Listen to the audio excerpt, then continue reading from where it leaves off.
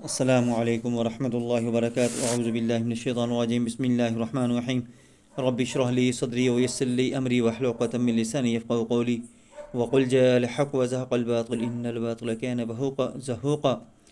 حضرت علی کرم اللہ وجہہ نے فرمایا کہ انسان کا سب سے بہترین سرمایہ جو ہے، بہترین نعمت جو ہے، بہترین اثاثہ جو ہے وہ اولاد ہے۔ اگر اولاد کی تربیت اچھی کی جائے، اس کو غلط کاموں سے روکا جائے، حلال رزق سے ان کی پرورش کی جائے، اچھے ماحول کے اندر رکھ کر اچھی تعلیم و تربیت دی جائے، تو وہ آپ کے آنے والے وقت میں آنکھوں کی ٹھنڈک ہوں گے، دل کا سکون ہوں گے، آپ کے لیے باعث فخر ہوں گے۔ آپ فوت بھی ہو جائیں گے تو آپ کے لیے صدقہ جاریہ ہوں گے۔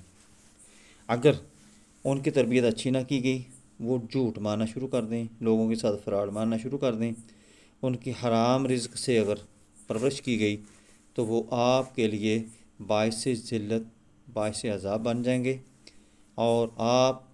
بڑھاپے کے اندر بہت زیادہ پریشان رہیں گے۔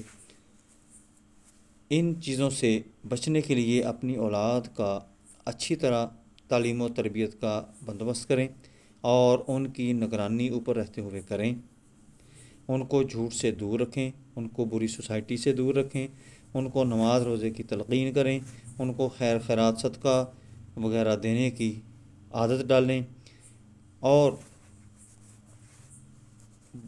برے کاموں سے، گناہوں سے ان کو دور رکھنے کی تربیت کا انتظام کریں، تاکہ ان کے دل کے اندر اللہ کی ڈر، اللہ کا خوف، اللہ کی محبت بیٹھ جائے، جس سے وہ صراط مستقیم پر رہیں اور اللہ کی ذات ان کو اپنے نعمت والے لوگوں میں شامل کرنا شروع کر دے۔ حضرت عبداللہ سے کسی نے کہا کہ آپ عام لوگوں کو دیکھ کر سواری سے اتر جاتے ہیں اور ان کا بڑا عزت و احترام اکرام کرتے ہیں، اور ان کو بڑے تحفے تحائف سے آپ نواز کر ان کو بھیجتے ہیں، حالانکہ ان کو اتنے خدمت کی، اتنے قیمتی تحفوں کی ضرورت نہیں ہوتی، وہ تو تھوڑے میں ہی اکتفا کر سکتے ہیں۔ تو انہوں نے کہا، میں اس لیے ان کی خدمت نہیں کرتا کہ وہ صحابی رسول ہیں، میں اس لیے ان کی خدمت کرتا ہوں، ان کو تحفے دیتا ہوں کہ وہ میرے باپ کے دوست ہیں، قریبی ہیں۔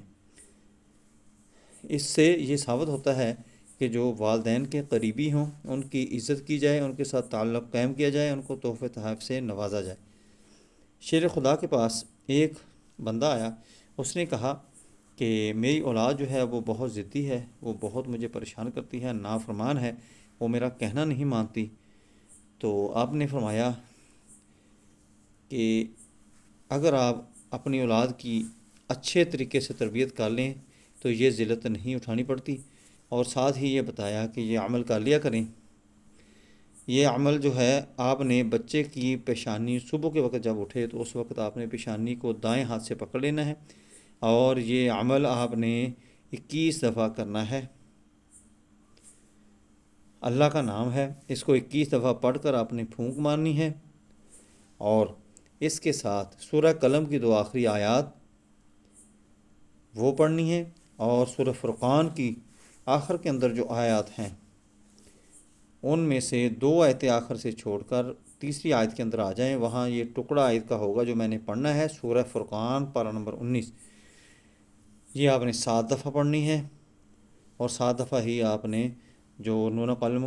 سورہ قلم کی آخری آیات ہیں وہ پڑھنی ہے۔ میں آپ کو تلاوت کر کے ریکارڈ کر کے دے دیتا ہوں، اگر آپ کو سمجھ نہ آئے، تلفظ کی ادائیگی کا کوئی مسئلہ ہو تو آپ اس کو سن لیا کریں، اور بچے کی پیشانی کو پکڑ کر بعد میں اس پر پھونک دیا کریں۔ اللهم صل على محمد وعلى آل محمد كما صليت على إبراهيم وعلى آل إبراهيم إنك حميد مجيد، اللهم بارك على محمد وعلى آل محمد كما باركت على إبراهيم وعلى آل إبراهيم إنك حميد مجيد۔ ربنا هب لنا من أزواجنا وذرياتنا قرة أعين واجعلنا للمتقين إماما۔ يقول ربنا هب لنا من أزواجنا وذرياتنا قرة أعين واجعلنا للمتقين إماما، ربنا هب لنا من أزواجنا وذرياتنا قرة أعين واجعلنا للمتقين إماما، ربنا هب لنا من أزواجنا وذرياتنا قرة أعين واجعلنا للمتقين إماما،